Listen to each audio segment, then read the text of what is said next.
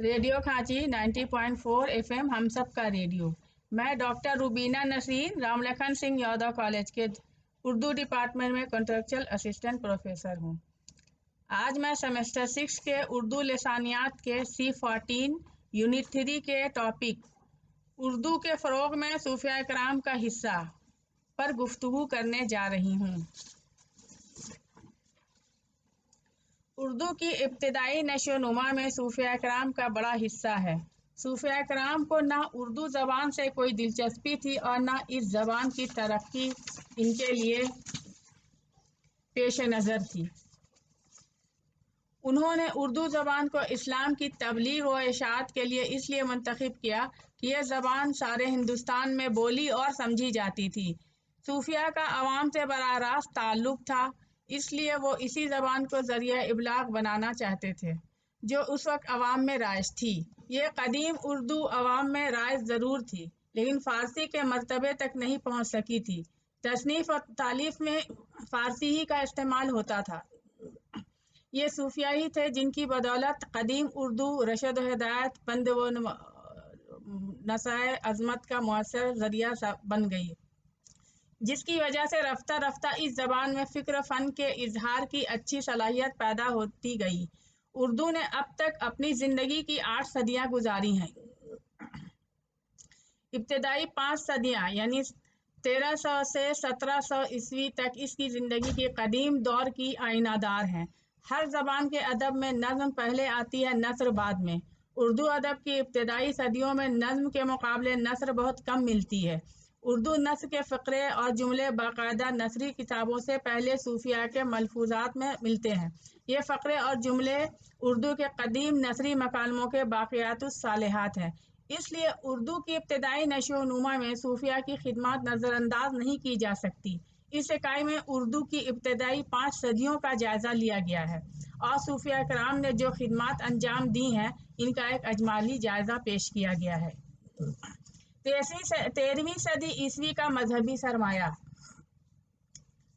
اسلام کی نثر و اشاعت اور تبلیغ میں 13ویں صدی عیسوی کے بلند پایہ صوفی حضرت خواجہ معین الدین چشتی اور آپ کا خلفاء کا بڑا حصہ ہے۔ تاریخ عالم شاہد ہے کہ مسلمانوں نے اسلام کو پھیلانے کے لیے کسی ملک اور کسی قوم کے خلاف تلوار استعمال نہیں کی، بلکہ دنیا اسلام کے سچے نام لیواؤں کے اخلاق و کردار سے متاثر ہو کر حلقہ بگوش اسلام ہوئی۔ اس برصغیر میں بے شمار صوفیاء کرام نے اسلام کی روشنی پھیلائی اور ایک ایک بزرگ کے ہاتھوں پر سینکڑوں ہزاروں نہیں بلکہ لاکھوں بندگان خدا نے اسلام قبول کیا۔ انہی عظیم المرتبت ہستیوں میں ایک برگزیدہ ہستی حضرت خواجہ معین الدین چشتی اجمیری رحمۃ اللہ علیہ کی ہے۔ حضرت خواجہ معین الدین چشتی رحمۃ اللہ علیہ وفات 1235 عیسوی۔ حضرت خواجہ معین الدین چشتی اجمیری رحمۃ اللہ علیہ برصغیر کے اکابر صوفیاء میں نہایت بلند مرتبے کے مالک ہیں۔ خواجگان چشت میں آپ کا رتبہ بہت بلند ہے۔ آپ برصغیر میں اسلامی تہذیب و ثقافت کے جو اجلے نقوش نظر آتے ہیں ان میں بڑا حصہ حضرت خواجہ معین الدین چشتی رحمۃ اللہ علیہ کی کوششوں کا ہے۔ آپ نے اجمیر میں تبلیغ اسلام کا مستقل نظام قائم کیا۔ اس نظام میں مرکزی حیثیت اجمیر کو حاصل تھی۔ اس کے تحت دوسرے مراکز تھے۔ دہلی میں آپ کے خلیفہ حضرت قطب الدین بختیار کاکی رشد و ہدایت میں مصروف تھے۔ وسطی ہند میں ناگور اہم مرکز تھا جہاں آپ کے مشہور خلیفہ حضرت خواجہ حمید الدین ناگوری منصف و رشد و ہدایت پر فائز تھے۔ لاہور میں آپ فرید الدین گنج شکر مخلوق خدا کی ہدایت کے منصب پر فائز تھے۔ حضرت خواجہ معین الدین چشتی رحمۃ اللہ علیہ مخلوق خدا کو جو سبق دیتے تھے وہ کتاب کے بجائے اپنے عمل سے دیتے تھے۔ مولوی عبدالحق کا بیان ہے کہ باوجود تلاش کے ہمیں خواجہ معین الدین چشتی رحمۃ اللہ علیہ کا کوئی معتبر قول ہندی زبان میں نہیں ملا، لیکن ان کی عالمگیر مقبولیت کو دیکھتے ہوئے یقینی اس بات کی ہے کہ وہ ہندی زبان سے ضرور واقف تھے، کیونکہ ہندو بھی مسلمانوں سے کم ان کے متعدد نہیں۔ ہندوالی کی ترکیب اور غریب نواز کا لقب خود ان کی عام مقبولیت کی صاف شہادت دے رہے ہیں۔ بابا فرید الدین گنج شکر رحمۃ اللہ علیہ 1265 عیسوی میں ان کی وفات ہوئی۔ हज़रत ख्वाजा मुइनुद्दीन चिश्ती रहमतुल्लाह अलैह के जानशीन खलीफा अकबर और सज्जादा नशीन हज़रत कुतुबुद्दीन बख्तियार काकी थे। हज़रत बख्तियार काकी के 22 खलीफा थे जो सभी औलिया अल्लाह गुजरे हैं। इनमें बाबा फरीदुद्दीन गंज शक्कर रहमतुल्लाह अलैह का नाम सर फहरिस्त है। बाबा फरीदुद्दीन गंज शक्कर रहमतुल्लाह अलैह एक बुलंद पाया सूफ़ी और शायर होने के अलावा अपने ज़माने के बहुत बड़े आलिम थे। इनका कलाम सिखों की मुक़द्दस किताब गुरु ग्रंथ साहब में दर्ज है। हजरत का कलाम पुरानी बयाज़ों में भी मिलता है।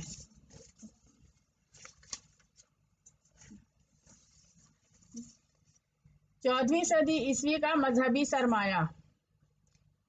14वीं सदी ईस्वी के सूफिया में हज़रत अमीर खुसरू और शेख ऐनुद्दीन गंजुल इल्म काबिल ज़िक्र हैं, जिन्होंने काबिल कदर मजहबी तसानीफ अपनी यादगार छोड़ी हैं। शेख शरफुद्दीन यहिया मनेरी भी इसी अहद के काबिल ज़िक्र बुजुर्ग गुजरे हैं। अमीर खुसरू वफ़ात 1324 ईस्वी। 14वीं सदी ईस्वी के सूफिया में अमीर खुसरू का नाम बड़ी ही अहमियत का हामिल है। वो तुर्कुल नस्ल थे। इनके वालिद अमीर सैफुद्दीन महमूद हज़ारा बलख के उमरा में शुमार होते थे। चंगेज़ खां के हमलों से तंग आकर हिंदुस्तान आए और दिल्ली के एक मशहूर अमीर इबादुल मुल्क की बेटी से शादी की, जिनसे 3 लड़के हुए। इनमें सबसे छोटे अमीर खुसरू थे। अमीर खुसरू खुदादाद सलाहियतों के मालिक थे। शायरी का शौक पैदाइशी था। कम उम्री में तमाम मुरवज्जा उलूम में कमाल हासिल कर लिया। फारसी इनके अजदाद की ज़बान थी तो हिंदी उर्दू ननिहाली की बोली थी। इन दोनों ज़बानों में महारत हासिल थी। इसके अलावा इनको तुर्की, अरबी और संस्कृत पर भी उबूर हासिल था। उन दिनों शुमाली हिंद में जो ज़बानें और बोलियां राइज थीं इनसे भी वाकिफ़ थे। हिंदुस्तानी और ईरानी मौसीकी में इनकी महारत खुदादाद थी। हिंदी और ईरानी रागों के मेल से कई राग रागनियाँ ईजाद की थीं। सितार इनकी ईजाद है। कव्वाली भी इन्हीं की देन है। अमीर खुसरू हज़रत निज़ामुद्दीन औलिया के महबूब तरीन मुरीद थे। उन्होंने 11 बादशाहों का ज़माना देखा और 7 बादशाहों की मुलाजमत में रहे। अमीर खुसरू फारसी के असातिज़ा में शुमार होते हैं। अहले ईरान भी इनका लोहा मानते हैं। दिल्ली के बाज़ारों में बोली जाने वाली रेख्ता ज़बान को अमीर खुसरू हिंदवी और ज़बान दहलवी कहते थे। वो इस ज़बान के पहले शायर तस्लीम किए जाते हैं। अमीर खुसरू ने बहुत सी पहेलियाँ और मुअम्मे भी कहे हैं जो बड़े मकबूल हैं। गीतों, लोरियों और पहेलियों वगैरह के अलावा उन्होंने ऐसे शेर भी कहे हैं जो उर्दू भी समझे जा सकते हैं और फ़ारसी भी, और ऐसे शेर भी कहे हैं जिनका एक टुकड़ा या मिसरा फ़ारसी है और दूसरा उर्दू। इसको रेख्ता कहते हैं। अमीर खुसरू की एक गज़ल जो रेख्ता में है, अक्सर तस्करों में दर्ज है, बड़ी मशहूर है। ज़हाल मिस्की मकन तगाफुल दौराए नैना बनाए बत्तियाँ के ताब हिजरा नदारम ए जान न लेहो काहे लगाए छतियाँ शबान हिजरा दराज चू जुल्फ व रोज शलश चो उमर को ता सखी पिया कूँ जो मैं ना देखूं तो कैसे काटूं अंधेरी रतियाँ। गज़ अमीर खुसरू ने फ़ारसी और हिंदी को मिलाया और हिंदी में कसरत नज़्में और दोहे लिखे। अफसोस इनका मुकम्मल हिंदी कलाम अभी तक दस्तयाब नहीं हुआ। तस्करों में कहीं कहीं बास चीज़ें मिल जाती हैं। इसके अलावा बीसों पहेलियाँ, अनमलियाँ और कहमकरनियाँ वगैरह इनके नाम से मशहूर हैं। 14वीं सदी ईस्वी की उर्दू का बेहतरीन नमूना अमीर खुसरू का कलाम है। खाली के बारी अमीर खुसरू की मशहूर तसनीफ़ है। ये किताब बच्चों के अदब की पहली तसनीफ़ समझी जाती है। इसी से उर्दू में अदब अतफ़ाल का आगाज़ हुआ। इस किताब में रोज़मर्रा इस्तेमाल में आने वाले फ़ारसी अल्फाज के माने वाज़ह किए गए हैं। ये किताब अरसे तक बच्चों के दर्स और तदरीस में इस्तेमाल होती रही और इसी की तक़लीद में और इसी उसलूब और फ़िराए में बच्चों के लिए मज़ीद किताबें भी लिखी जाती रही हैं, जैसे अशरफ बियाबानी ने वाहिद बारी, सैयद मोहम्मद दाला ने राज़ी के बारी इसी तर्ज पर लिखी। गर्ज यह कि अमीर खुसरू ने ज़बान, शायरी और मौसीकी ही नहीं, आलम तहज़ीबी ज़िंदगी को भी बहुत मुतासिर किया। समाजी ज़िंदगी में मुश्तरका रवायत और जज्बाती हम आहंगी की बुनियाद डाली।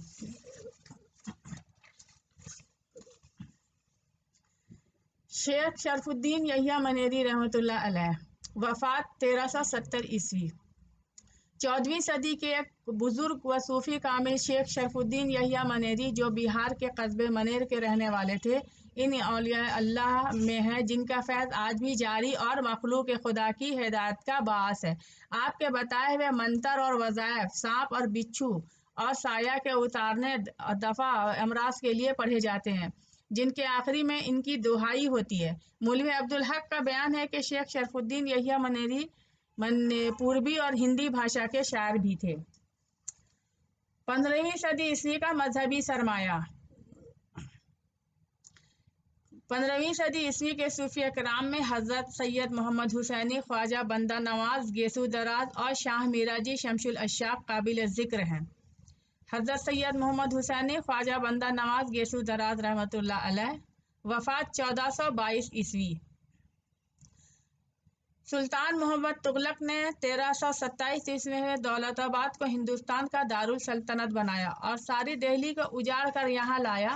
तो इस वक्त हज़रत निज़ामुद्दीन औलिया के बहुत से खुलफा और मुरीद दौलताबाद आए। दक्कन की खिलाफत शेख बुरहानुद्दीन गरीब 1337 में वफ़ात हुई और इनके बड़े भाई शेख मुंतखिबुद्दीन ज़रज़री बख्श वफ़ात 1309 ईस्वी को हुई को अता हुई। ये लोग यहीं रह गए और यहाँ उन्होंने मखलूक खुदा की तालीम का सिलसिला जारी रखा। शेख बुरहानुद्दीन गरीब अपने 40 हमराहियों के साथ दौलताबाद आए थे। इनमें सैयद मोहम्मद यूसुफ हुसैनी उर्फ राजू शाह बंदा नवाज गेसू दराज के वालिद भी थे। सैयद मोहम्मद यूसुफ हुसैनी सैयद राजा और राजू कत्ताल के नाम से जाने जाते हैं। आपने 5 शव्वाल 1330 को दौलताबाद में इंतकाल फरमाया।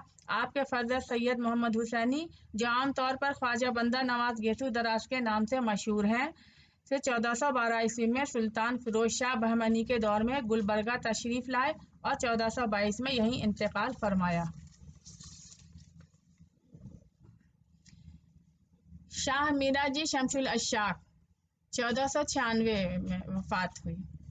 शाह मीराजी शमसुल अश्शाक औलिया अल्लाह में से हैं जिनका फैज़ सदा मखलूक खुदा की हिदायत का बास हुआ। आपने बीजापुर में एक ऐसे ख़ानदान की बुनियाद डाली जिसमें इनके जानशीं यक्के बाद दिगरे कई पुश्त तक बड़े साहब इल्म और साहब ज़ौक़ हुए।